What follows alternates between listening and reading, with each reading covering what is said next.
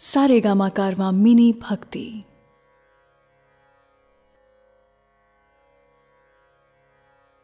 भगवद गीता गीता सार चैप्टर 1।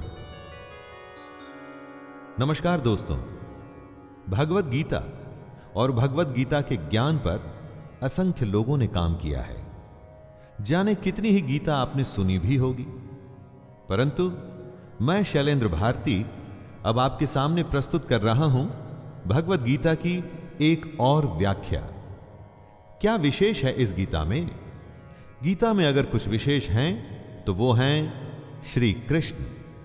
बाकी हम सब निमित्त हैं, साधन हैं। लेकिन ये मेरा खास प्रयास है कि हमारे आज के जमाने में ये ग्रंथ हमें रास्ता दिखाए, आसानी से गीता को हम सब समझ पाएं और अपने रोजमर्रा के जीवन में इसका उपयोग कर पाएं। वैसे गीता के बारे में बहुत कुछ कहा गया है, सुना गया है। शायद ही कोई ऐसा धर्म ग्रंथ होगा जिस पर इतना लिखा गया हो। ऐसा क्या खास है गीता में कि समय समय पर यह और भी आवश्यक और मार्गदर्शक भी होती जा रही है? एकदम साधारण भाषा में अगर कहें तो भगवद गीता एक उत्तर है। गीता एक उत्तर है दुनिया के हर प्रश्न का। जीवन से जुड़ा ऐसा कोई प्रश्न नहीं जिसका के उत्तर श्री कृष्ण भगवद गीता में नहीं देते। हमारे मन मस्तिष्क में कोई भी शंका, परेशानी, चिंता, किसी भी तरह का आवेग, किसी भी तरह की दुविधा हो, दुनिया के हर धर्म संकट, हर डायलेमा का उत्तर है गीता। भगवद गीता में 18 अध्याय हैं और हर अध्याय में वेदों और उपनिषदों का सार है। अरे भाई, इसे आप वेद या उपनिषद समझ करके डरिएगा मत। ये मत सोचिए कि ये हमारी और आपकी समझ से दूर है। इसके हर अध्याय, हर श्लोक में आप अपने आप को अर्जुन समझिए, क्योंकि अर्जुन की हर शंका, उसका हर डर, हर समस्या वैसे देखा जाए तो हमारी ही परेशानी है, और हर परेशानी का हल बता रहे हैं श्री कृष्ण। कृष्ण को सिर्फ अर्जुन का सारथी मत मानिएगा, उन्हें अपने जीवन का सारथी भी मानिएगा। उनके कहे अनुसार अगर हम और आप चलेंगे तो मैं दावे के साथ कहता हूं कि हम सारी परेशानियों को आसानी से पार कर जाएंगे। ज्ञान या धर्म या ग्रंथ की बड़ी बड़ी बातें मेरे साथ नहीं होगी दोस्तों। यहां पर जीवन की प्रैक्टिकल सच्चाइयों और प्रैक्टिकल प्रॉब्लम्स की बात की जाएगी। तो आइए, मैं शैलेंद्र भारती आपको ले चलता हूं भगवद गीता के 18 अध्यायों के सफर पर।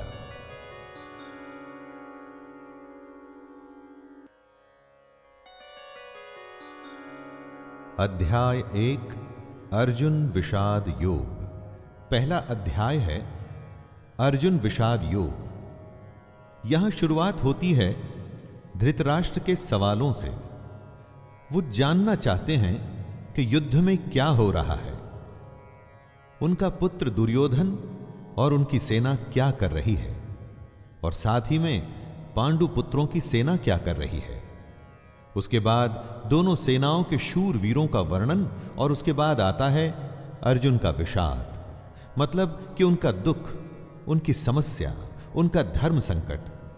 आइए सुनते हैं अर्जुन विषाद योग। धृतराष्ट्र उवाच धर्मक्षेत्रे कुरुक्षेत्रे समवेतायुयोत्सवः मामकाः पाण्डवाश्चैव किमकुर्वत संजय। धृतराष्ट्र संजय से पूछते हैं, धर्म भूमि कुरुक्षेत्र में युद्ध करने के लिए एकत्र हुए मेरे और पांडु के पुत्र क्या कर रहे हैं? धृतराष्ट्र जानना चाहते हैं कि युद्ध स्थल पर आखिर हो क्या रहा है। धृतराष्ट्र अंधे थे, देख नहीं सकते थे, लेकिन आंखों से अंधे थे, मन और मस्तिष्क से नहीं।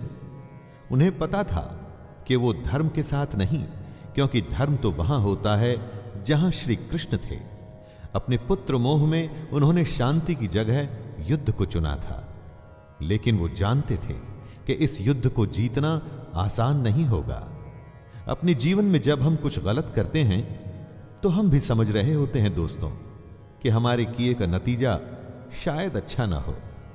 और ऐसा ही धृतराष्ट्र के साथ भी हुआ। वो भी इसी डर और इसी आशंका में दिखते हैं।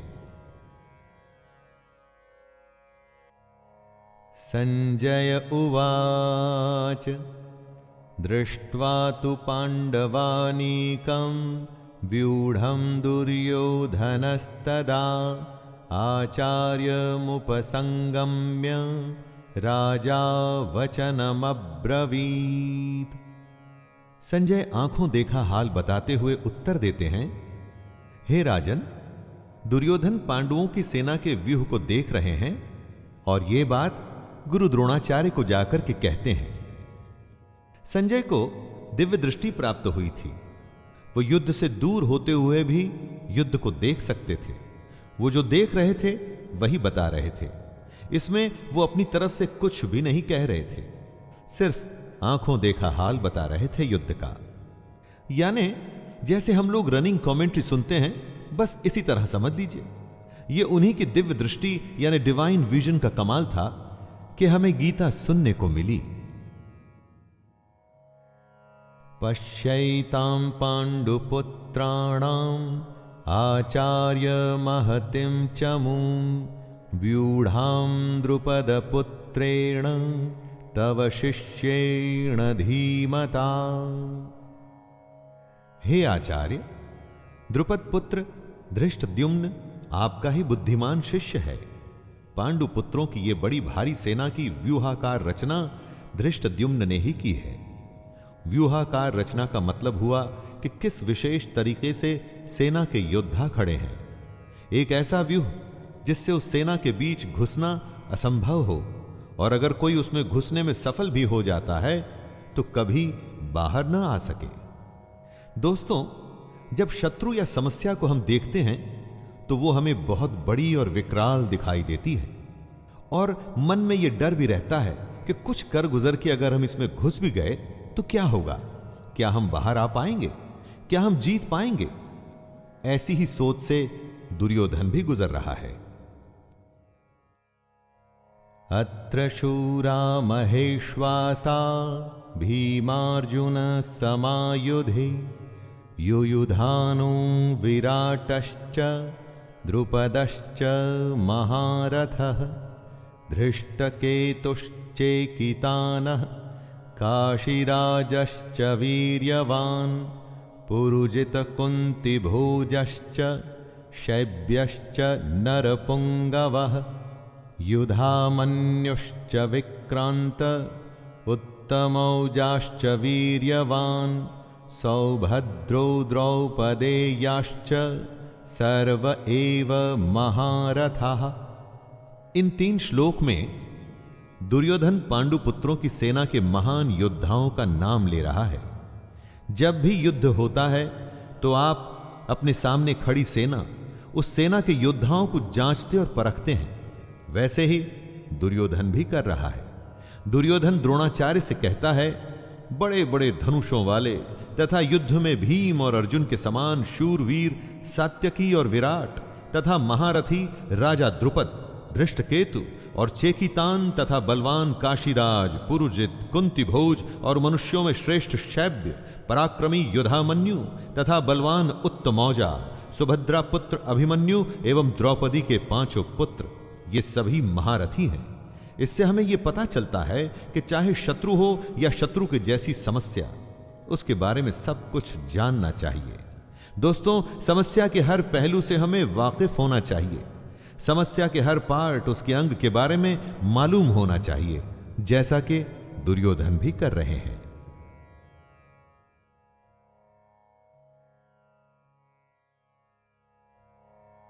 अस्माकं तु विशिष्टा ये तान्निबोध द्विजोत्तमं नायका मम सैन्यस्य संज्ञार्थं तान् ब्रवीमि ते। दुर्योधन आगे कहता है, हे ब्राह्मण श्रेष्ठ, पांडवों की सेना के योद्धाओं को तो आपने देख लिया, अब अपने पक्ष में भी जो प्रधान हैं उनको भी तो आप समझ लीजिए। द्रोणाचार्य की जानकारी के लिए शत्रु की सेना के बाद दुर्योधन अपनी सेना के जो जो सेनापति हैं उनके बारे में बतलाता है।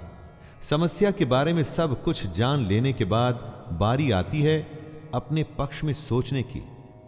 यह जानना होता है दोस्तों कि आपके पास क्या क्या स्ट्रांग पॉइंट्स हैं, आप किन बातों में मजबूत हैं जिससे आप उस समस्या पर विजय पा पाएंगे। जैसे आपने समस्या के हर पहलू के बारे में सोचा, उसी तरह से आपको स्वयं का भी आकलन कर लेना चाहिए।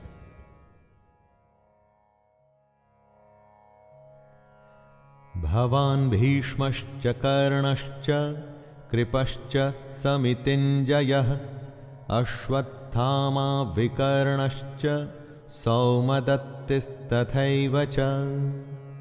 सबसे पहले आप द्रोणाचार्य और पितामह भीष्म तथा कर्ण और संग्राम विजयी कृपाचार्य तथा वैसे ही अश्वत्थामा, विकर्ण और सोमदत्त का पुत्र भूरिश्रवा के बारे में जानिए। दोस्तों, जिस तरह से हम आज के जमाने में रिस्क असेसमेंट करते हैं ना, वैसे ही दुर्योधन भी अपने शत्रु की सेना को देखते हुए दोनों सेनाओं के योद्धा की बातें करते हुए आगे होने वाले युद्ध के लिए तैयार हो रहे हैं। चुनौती को हर तरह से समझकर ही उस पर विजय प्राप्त की जा सकती है। चुनौती को इतने अच्छे से जान लेना चाहिए कि जब हम उससे लड़ने जाएं तो कुछ नया न लगे, कोई सरप्राइज ना आए। युद्ध हो या चुनौती, सरप्राइज आपको हरा सकता है। अन्ये च बहवः शूरा मदर्थे त्यक्तजीविताः नानाशस्त्र प्रहरणः सर्वे युद्ध विशारदाः। दुर्योधन गर्व के साथ कहता है कि मेरे लिए जीवन की आशा त्याग देने वालों की कमी नहीं। इतना ही नहीं, ये शूरवीर अनेक प्रकार के शस्त्रास्त्रों से सुसज्जित हैं और सब के सब युद्ध में चतुर हैं। दुर्योधन के एक इशारे पर उसकी सेना के शूरवीर लड़ने मरने को तैयार हैं। उन्हीं को देख दुर्योधन खुश हो रहा है। दुर्योधन के साथ युद्ध में लड़ने के लिए शूरवीर थे जो उसके लिए मरने को तैयार हैं। आप जब अपने जीवन की चुनौती से लड़ते हैं तो आपके साथ कौन होता है? आपके साथ होता है आपका हुनर, आपकी हिम्मत, आपकी मेहनत, आपके संगी और आपके अपने रिश्तेदार। जैसे शूरवीर दुर्योधन के लिए कुछ भी करने को तैयार हैं, वैसे ही ये आपके साथी भी आपके लिए कुछ भी कर सकते हैं। अपर्याप्तं तदस्माकं बलं भीष्माभिरक्षितं पर्याप्तं त्विदमेतेषां बलं भीमाभिरक्षितं। दुर्योधन आगे कहता है कि भीष्म पितामह द्वारा रक्षित उनकी सेना सब प्रकार से अजेय है और वहीं शत्रु की सेना भीम द्वारा रक्षित है। दुर्योधन कहना चाहते हैं कि भीम की सेना को वो आसानी से जीत सकते हैं। दुर्योधन यहां घमंड दिखा रहा है, जो आपको बिल्कुल भी नहीं करना है दोस्तों, कभी नहीं। क्योंकि अगर दुर्योधन जानता कि वो दूसरी सेना को हरा देगा तो फिर युद्ध ही क्यों करता? युद्ध को जीतने के लिए दूसरे को हराना पड़ता है। अगर चुनौती या समस्या को देखकर हमें लगता है कि हम जीत जाएंगे तो विश्वास या आत्मविश्वास तो हो सकता है, लेकिन घमंड नहीं। क्योंकि अगर घमंड हुआ तो वो आपके हारने की शुरुआत है। अयनेषु च सर्वेषु यथा भागमवस्थिताः भीष्ममेवाभिरक्षन्तु भवन्तः सर्व एव हि। दोनों सेनाओं के इस तरह के वर्णन से दुर्योधन अपनी इस बात पर पहुंचना चाहता था, और वो ये कि हर किसी को अपने अपने मोर्चों पर अपनी अपनी जगह स्थित रहते हुए निसंदेह भीष्म पितामह की रक्षा करनी है। कहने का मतलब, आप होने वाले युद्ध में सबसे अधिक उसकी रक्षा करते हैं जो आपके लिए युद्ध के लिए सबसे अधिक आवश्यक हो। जैसे कि दुर्योधन और उसकी सेना के लिए भीष्म पितामह हैं। भीष्म पितामह के हारने का मतलब था कि युद्ध हार जाना, और उनके बचे रहने का मतलब कि आप युद्ध हार नहीं सकते। अपनी सबसे बहुमूल्य चीज को तब तक बचा के रखना चाहिए जब तक कि आप युद्ध पर विजय प्राप्त न कर लें।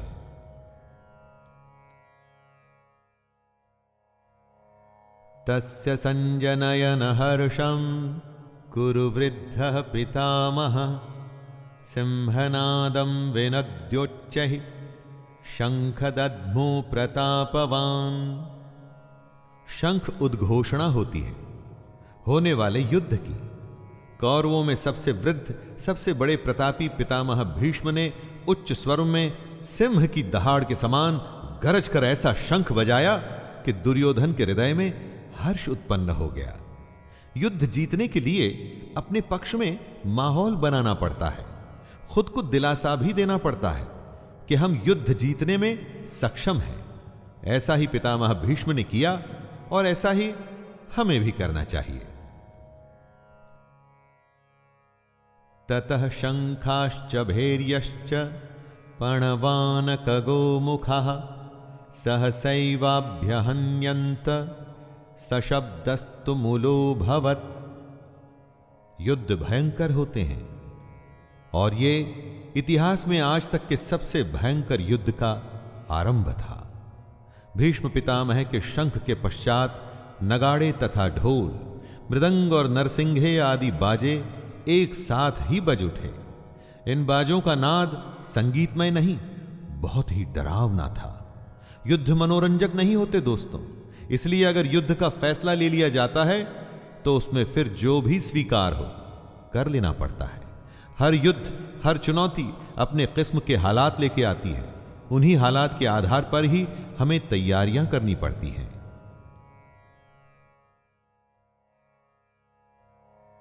ततः श्वेतैर्हयैर्युक्ते महति स्यन्दने स्थितौ माधवः पाण्डवश्चैव दिव्यौ शंखौ प्रदद्मतुः।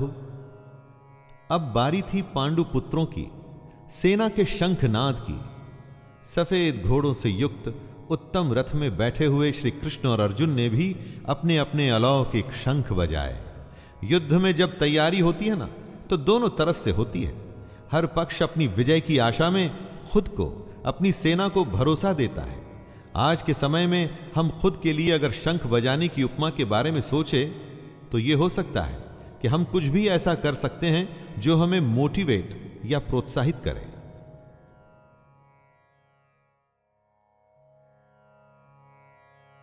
पांचजन्यम ऋषिकेशो देवदत्तं धनंजयः पौंड्रम दद्मौ महाशंख भीमकर्मावृकोदरः।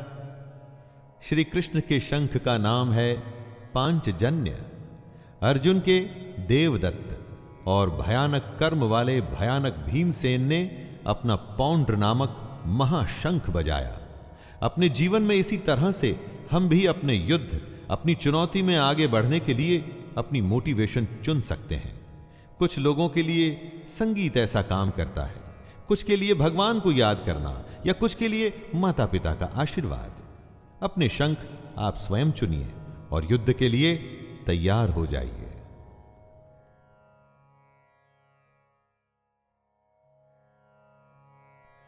अनंत विजयम राजा कुंती पुत्रो युधिष्ठिरः नकुलः सहदेवश्च सुघोषमणिपुष्पका।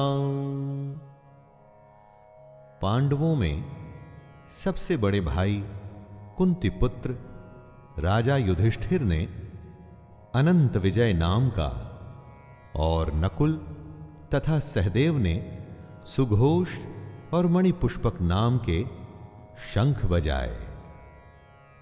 दोस्तों, मोटिवेशन तो सबको चाहिए। आपने देखा सभी लोग अपने अपने तरीके से युद्ध जीतने के लिए अपना अपना प्रयास कर रहे थे।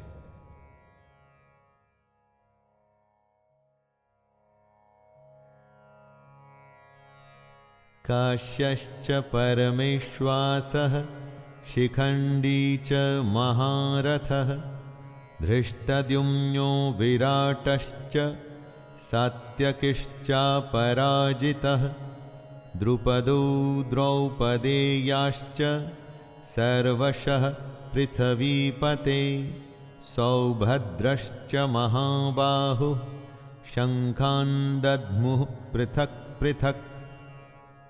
हर शंख की अलग ध्वनि, अपना एक अलग अस्तित्व। युद्ध का हर योद्धा अपनी उपस्थिति दर्ज कर रहा है।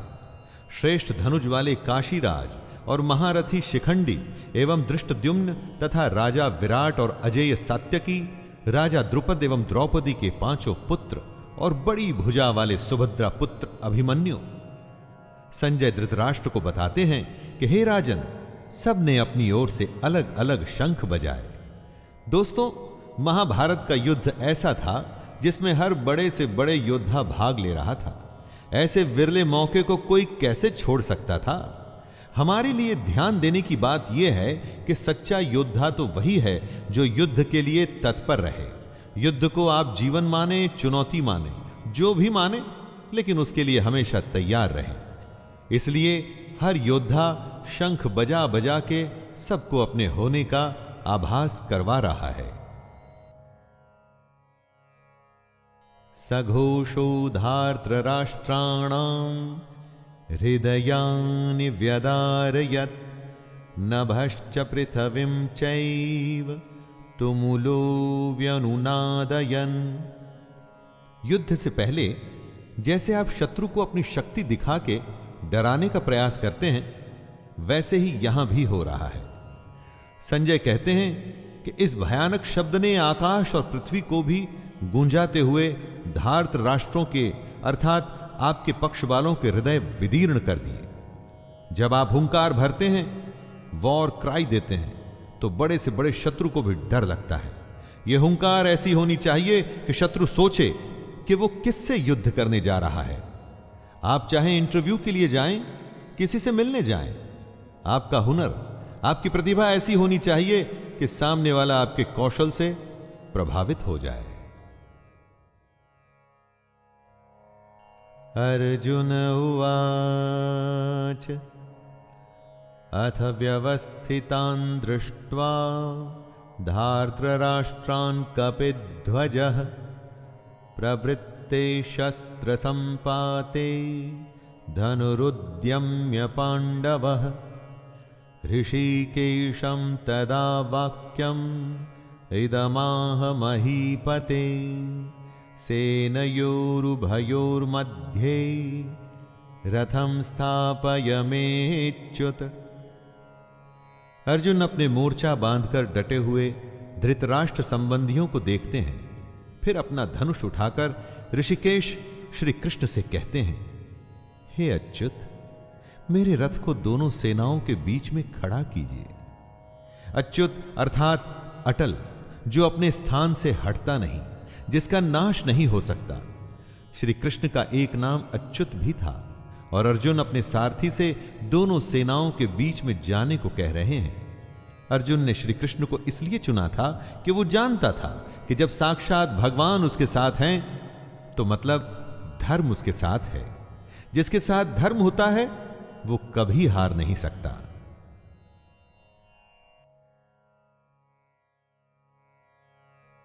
यावदेतान्निरीक्षेऽहं योद्धुकामानवस्थितान् कैर्मया सह योद्धव्यम् अस्मिन् रणसमुद्यमे।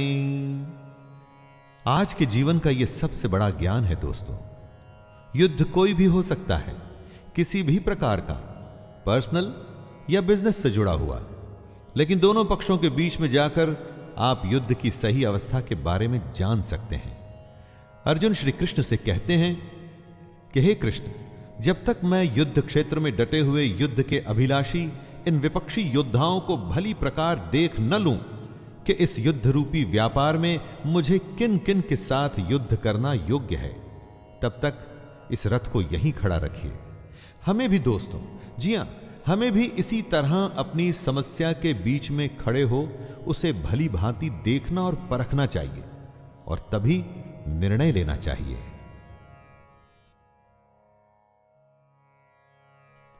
योत्स्यमानानवेक्षेऽहं य एतेऽत्र समागताः धार्तराष्ट्रस्य दुर्बुद्ध्यैर्युद्धे प्रियचिकीर्षवः।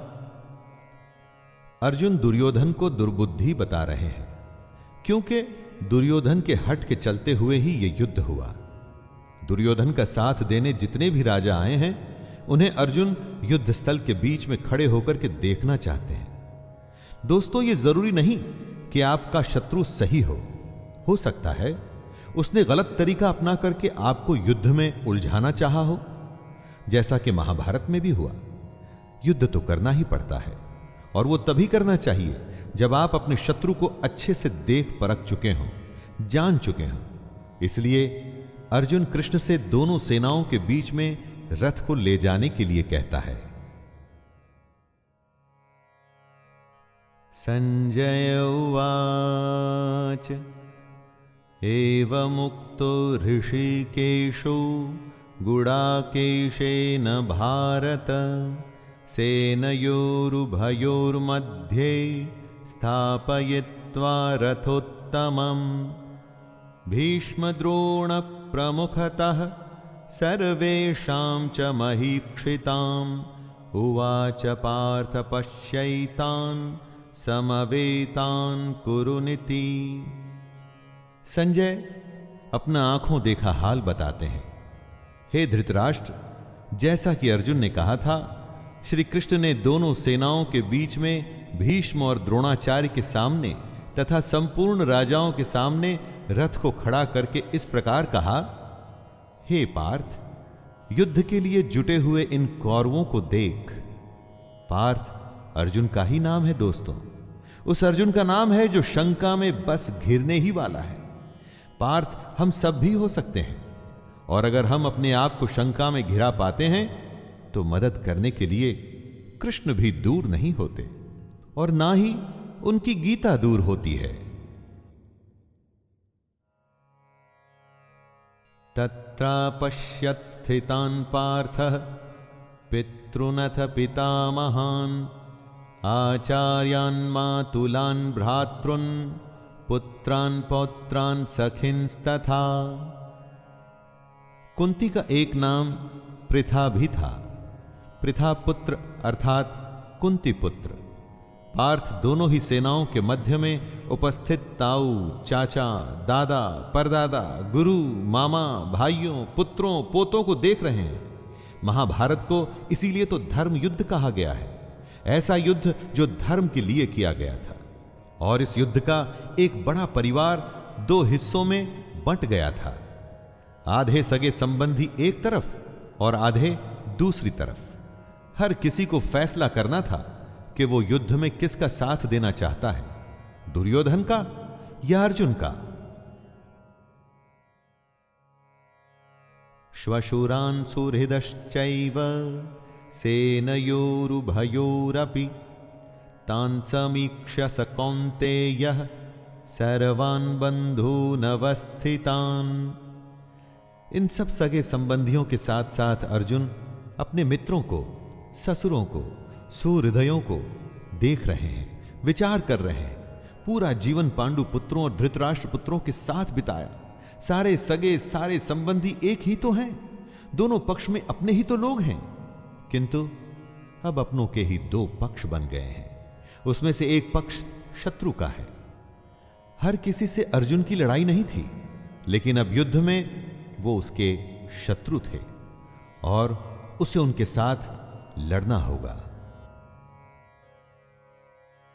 अर्जुन उवाच कृपया परयाविष्टो विषीदत्रिदमब्रवीत् दृष्टैवमं स्वजनं कृष्ण युयुत्सुं समुपस्थितिम्।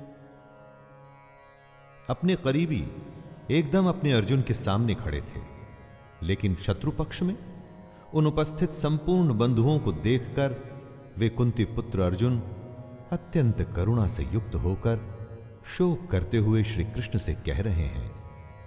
यहीं से शुरुआत होती है दोस्तों, आरंभ होता है अर्जुन के विषाद का, जिसके लिए संपूर्ण गीता की रचना हुई।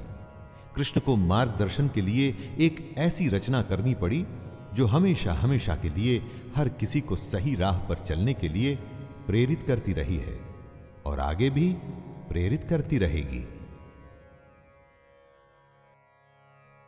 सीदन्ति मम गात्राणि मुखं च परिशुष्यति वेपथुश्च शरीरे मे रोमहर्षश्च जायते।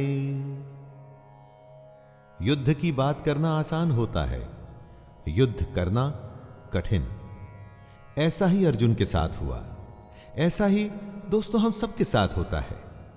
ऐसी ही शंका का सॉल्यूशन भगवत गीता से श्री कृष्ण के द्वारा हमें मिलता है। दुखी अर्जुन कहते हैं, हे कृष्ण, युद्ध क्षेत्र में डटे हुए युद्ध के अभिलाषी इस स्वजन समुदाय अपनों को देखकर मेरे अंग शिथिल हुए जा रहे हैं, जैसे अंगों में शक्ति ना हो और मुख सूखा जा रहा है तथा मेरे शरीर में कंप व रोमांच हो रहा है। न जाने कितनी ही बार ऐसा हम सबके साथ होता है कि जब युद्ध के सम्मुख होते हैं तो जैसे शक्ति खत्म हो जाती है। परीक्षा की घड़ी के समय पर भी ऐसी ही घबराहट होती है ना।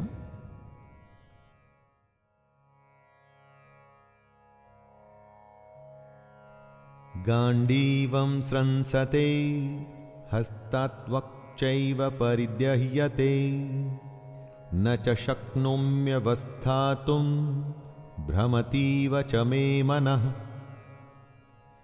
अर्जुन अपने दुख को बता रहे हैं। उनका दुख दोस्तों हमारी दुविधाओं से अलग नहीं है। चाहे हम परीक्षा दे रहे हों, चाहे बिजनेस करने जा रहे हों, चाहे कोई बड़ा मैच खेलने जा रहे हों, कितने ही ऐसे मौके आते हैं जब हम स्वयं को अर्जुन की अवस्था में पाते हैं।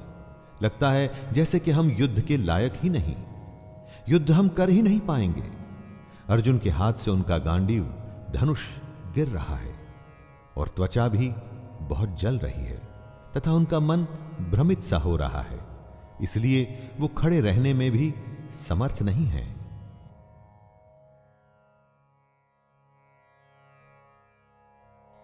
निमित्तानि च पश्यामि विपरीतानि केशव न च श्रेयोनुपश्यामि हत्वा स्वजनमाहवे। विश्व का सबसे बड़ा योद्धा अर्जुन हताश है। युद्ध से पहले अगर आप खुद को कांपता हुआ पाते हैं, देखते हैं कि डर से आपका मुंह सूख रहा है, तो आपको निश्चित ही लगता है कि आप हारने वाले हैं। दुनिया खत्म सी होती दिखती है, चारों तरफ अंधकार सा महसूस होता है। ऐसे ही समय में हमें एक मार्गदर्शक की जरूरत होती है। इसीलिए अर्जुन कहते हैं, हे केशव, मैं लक्षणों को भी विपरीत ही देख रहा हूं तथा युद्ध में स्वजन समुदाय को मारकर कल्याण भी नहीं दिखता। यानी अपनों की जान लेके मुझे क्या फायदा होगा।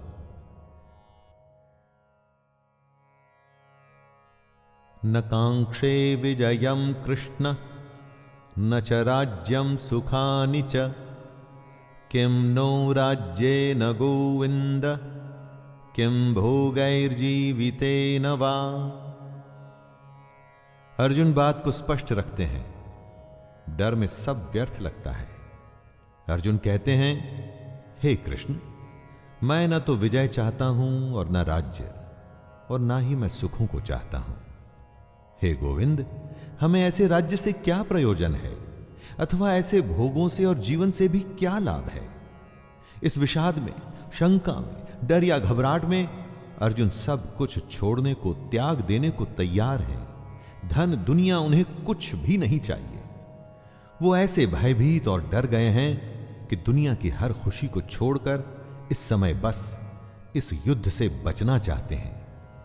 इन्हीं लक्षणों को हमें भी पहचानना है ताकि ऐसी अवस्था में हम भी वो करें जो कृष्ण बताएंगे।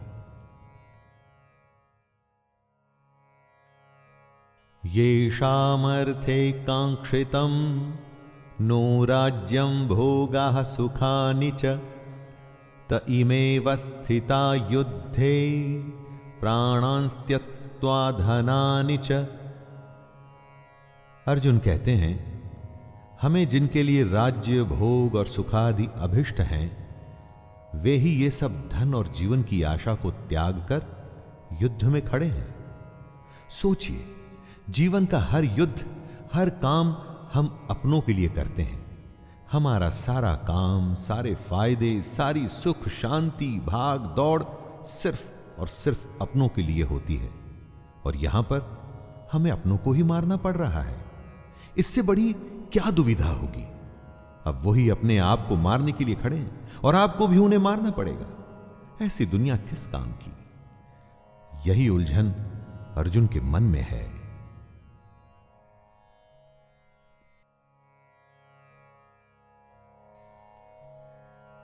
आचार्यः पितरः पुत्रास् तथैव च पितामहः मातुलः श्वशुरः पौत्रः श्यालः संबंधिनस्तथा।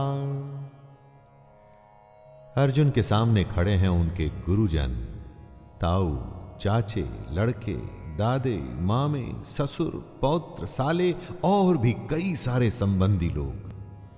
अर्जुन अपने हर संबंधी को करीब से पहचान रहे हैं और पहचान के उन्हें बता भी रहे हैं।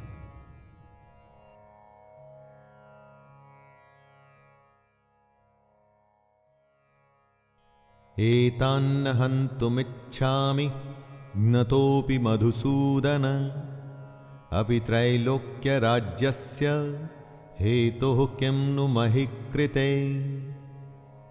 अगर आप युद्ध करने का निर्णय लेते हैं तो क्या आप ये कह सकते हैं कि मैं इस शत्रु को मारूंगा और उसे नहीं?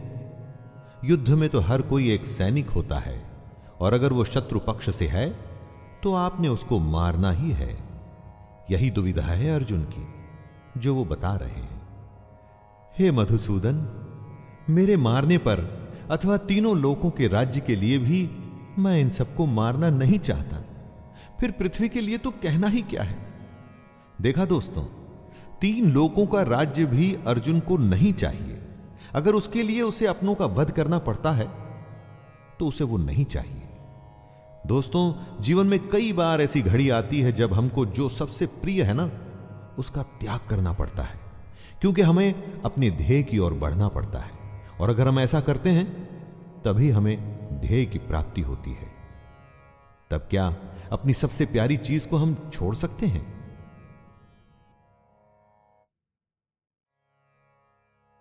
निहत्य धार्तराष्ट्रान्नका प्रीतिः स्याज्जनार्दन पापमेवाश्रयेद्दस्मान् हत्वैतानान्ततायिनः। अर्जुन आगे कहते हैं, हे जनार्दन, धृतराष्ट्र के पुत्रों को मारकर हमें क्या प्रसन्नता होगी? इन आतताइयों को मारकर हमें तो पाप ही लगेगा ना। शत्रु पक्ष में चाहे आतताई बुरे लोग ही क्यों न हो, लेकिन हैं तो अपने। अपनों को मारकर अपनों को दुख देके केवल पाप ही मिल सकता है, पुण्य तो नहीं। यह कुरुपुत्रों के लालच का ही परिणाम था कि भाई भाई आमने सामने थे। दोस्तों, लालच से कभी किसी का भला नहीं होता। महाभारत में भी नहीं होना था। एक पक्ष को जीतना था तो दूसरे पक्ष को मारना था। तस्मान्नार्हा वयं हन्तुं धार्तराष्ट्रान् स्वबान्धवान् स्वजनं हि कथं हत्वा सुखिनः स्याम माधव। क्या अपने परिवार को मारकर आपको सुख मिल सकता है? इसीलिए महाभारत को धर्म युद्ध कहा जाता है। जब ऐसा धर्म संकट हो तो आप क्या करें? अर्जुन पूछते हैं, हे माधव, अपने ही बांधव धृतराष्ट्र के पुत्रों को मारने के लिए हम योग्य नहीं हैं, क्योंकि अपने ही कुटुंब को मारकर हम कैसे सुखी होंगे? दोस्तों, जब कभी आपके सामने ऐसी परिस्थिति आए जिसमें लालच की वजह से बंटवारा हो रहा हो या झगड़ा हो रहा हो, तो ठंडे दिमाग से अर्जुन की इस हालत के बारे में सोचिएगा और देखिएगा कि इतना करके, दुनिया का सबसे बड़ा युद्ध करके किसको क्या हासिल हुआ।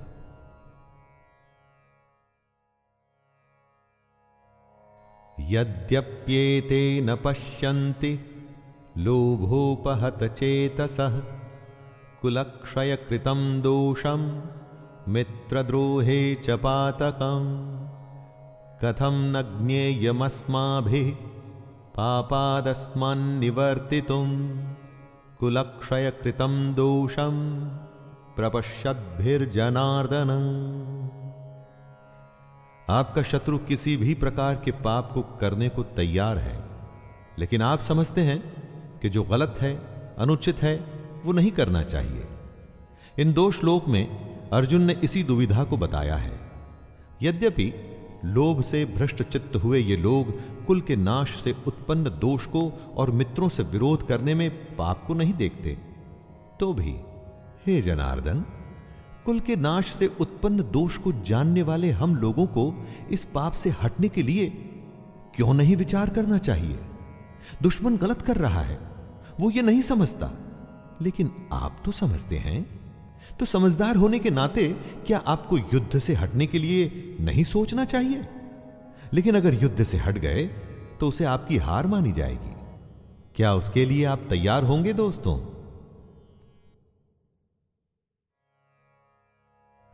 कुलक्षये प्रणश्यन्ते कुलधर्मः सनातनः धर्मे नष्टे कुलं कृतस्नं धर्मोऽभिभवत्युत। जहां परिवार खत्म हो जाता है वहां कुछ नहीं बचता। कुल का नाश होने का मतलब सब कुछ खत्म हो जाना होता है। ऐसी ही स्थिति में अर्जुन फंसे हुए हैं। वो कहते हैं कुल के नाश से सनातन कुल धर्म नष्ट हो जाते हैं तथा धर्म का नाश हो जाने पर संपूर्ण कुल में पाप भी बहुत फैल जाता है। अर्जुन जो कहना चाहते हैं वो ये है कि अगर परिवार नष्ट होता है तो धर्म नष्ट होता है। धर्म के नष्ट होने से पूरे कुल, संपूर्ण परिवार में पाप बढ़ जाता है। परिवार ही है जो हमें अपनी जड़ों से, अपने गुणों से, अपने आदर्शों से जोड़ के रखता है। उसके खत्म होते ही समाज में चारों तरफ पाप बढ़ने लगता है। दोस्तों, आप चाहें तो अपने चारों तरफ भी देख सकते हैं। जहां परिवार का सम्मान नहीं, वहां किसी भी बात का सम्मान नहीं होता और समाज पतन की ओर ही जाता है। अधर्माभिभवात् कृष्ण प्रदुष्यन्ति कुलस्त्रियः स्त्रीषु दुष्टासु वाष्णेर्य जायते वर्णसंकरः। परिवार की भलाई उसकी स्त्रियों पर निर्भर करती है। अगर कोई घर बनता है तो वो परिवार की महिला की वजह से बनता है। जिस घर में महिला नहीं होती तो कहते हैं कि उस घर का कोई भविष्य ही नहीं। और अगर ये स्त्रियां दूषित या करप्ट हो जाएं तो उसका क्या असर होता है? अर्जुन कहते हैं, हे कृष्ण, पाप के अधिक बढ़ जाने से कुल की स्त्रियां अत्यंत दूषित हो जाती हैं और स्त्रियों के दूषित हो जाने पर वर्ण संकर उत्पन्न होता है।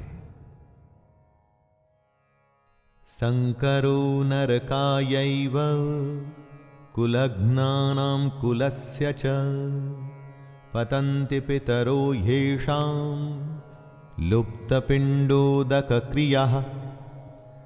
वर्ण संकर का यहां पर मतलब है जहां वर्ण या समाज की मर्यादाओं को सम्मान न देते हुए गलत तरीके से, गलत वर्णों के मेल से जब संतान की उत्पत्ति होती है तो वो सब कुछ खत्म कर देती है। इसीलिए समाज के नियम बड़े सोच समझकर बनाए गए होते हैं दोस्तों, और इतने हजारों वर्षों की सोच और उस नियमों को बिना सोचे समझे नहीं तोड़ना चाहिए। अर्जुन इसी बात का वर्णन कर रहे हैं कि हे कृष्ण, वर्ण संकर कुल घातियों को और कुल को नरक में ले जाने के लिए ही तो होता है। लिप्त हुई पिंड और जल की क्रिया वाले अर्थात श्राद्ध और तर्पण से वंचित इनके पितर लोग भी अधोगति को प्राप्त होते हैं।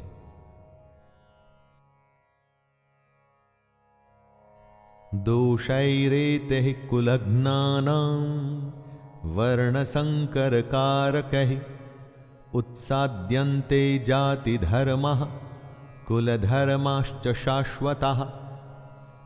अर्जुन ने कहा, इन वर्ण संकर कारक दोषों से कुल घातियों के सनातन कुल धर्म और जाति धर्म नष्ट हो जाते हैं। जहां वर्ण संकर होता है ना, वहां धर्म का नाश निश्चित है। वर्ण संकर की वजह से, जैसा कि अर्जुन ने बताया, कुल के धर्म का नाश होता है और जाति के धर्म का भी नाश हो जाता है। जब कोई अपने धर्म का पालन नहीं करेगा, अपने कर्तव्य का निर्वाह नहीं करेगा और समाज मनमानी करके अगर कोई नियम नहीं मानेगा, तो फिर समाज कैसे रह जाएगा? समाज तो नाम ही कायदे और कानून का है, जहां सब सम्मान से, बिना किसी डर के एक साथ रह सकें। उत्सन्न कुल धर्माणाम मनुष्याणाम जनार्दन नरके नियतम वासो भवतीत्यनुशुश्रुम। हे जनार्दन, जिनका कुल धर्म नष्ट हो गया है, ऐसे मनुष्यों का अनिश्चित काल तक नरक में वास होता है। ऐसा हम सुनते आए हैं। महाभारत के समय कुल की मान्यता इतनी थी दोस्तों कि अगर किसी के कुल का नाश हो जाता था तो माना जाता था कि अब यह हमेशा के लिए नरक में ही रहेगा। इसीलिए कुल की रक्षा करना, उसके सम्मान को बचाना, उसका नाम करना इतनी बड़ी बात मानी जाती थी। अर्जुन ही नहीं, ऐसा हम भी सुनते आए हैं कि जो धर्म का, कुल का सम्मान नहीं करते, वो सीधे नरक को जाते हैं। इसे आप ऐसा भी मान सकते हैं कि जहां धर्म नहीं होता, वो जगह अपने आप ही नरक बन जाती है। अपनी चारों तरफ देखिए ना, ऐसी कई जगहें आपको आज के युग में भी दिख जाएंगी।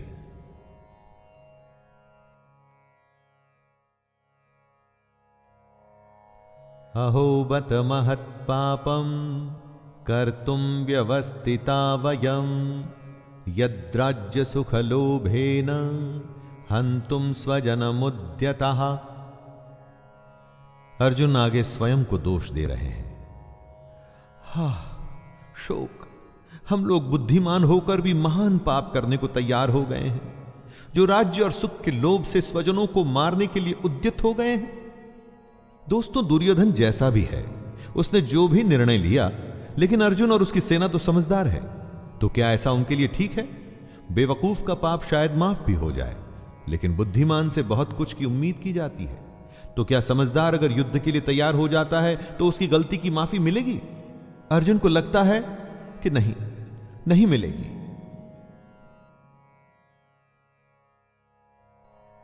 यदि माम प्रतिकारम शस्त्रम शस्त्रपाणयः धार्तराष्ट्रारणे हन्युस् तन्मे क्षेमतरम भवेत्। आंखें बंद कर किसी अपने के बारे में सोचिए जो आपको बहुत पसंद है, जो आपका अपना है, जिसकी गोद में आप खेले हों, जिसके साथ खेले हों, चाहे वो आपसे बड़ा हो या छोटा हो। क्या आप उसे मार पाएंगे? अरे उससे अच्छा तो आपको लगेगा कि उसके हाथों आप स्वयं मारे जाएं। यही बात अर्जुन कहते हैं। यदि मुझ शस्त्र रहित एवं सामना न करने वाले को शस्त्र हाथ में लिए हुए धृतराष्ट्र के पुत्र रण में मार डालें, तो वो मरना भी मेरे लिए अधिक कल्याणकारक होगा। संजय उवाच एवमुक्त्वार्जुनः संख्ये रथोपस्थ उपाविशत् विसृज्य सशरं चापं शोक संविघ्नमानसः। संजय, जो धृतराष्ट्र को इस महान युद्ध का वर्णन दे रहे हैं, वो बताते हैं, हे धृतराष्ट्र, रणभूमि में शोक से उद्विग्न मन वाले अर्जुन इस प्रकार कहकर बाण सहित धनुष को त्याग कर रथ के पिछले भाग में बैठ गए।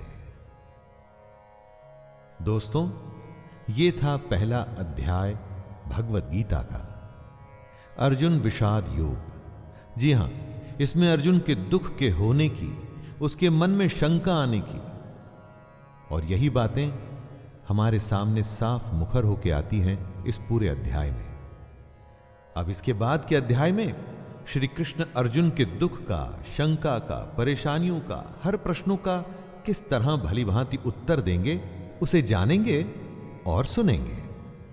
तो दोस्तों, ये था भगवत गीता का प्रथम अध्याय अर्जुन विषाद योग, जिसे आप तक पहुंचाया है शैलेंद्र भारती ने।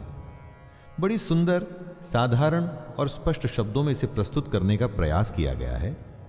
इसके बाद मुलाकात होगी दूसरे अध्याय में। तब तक के लिए आज्ञा दीजिए। धन्यवाद। जय श्री कृष्ण।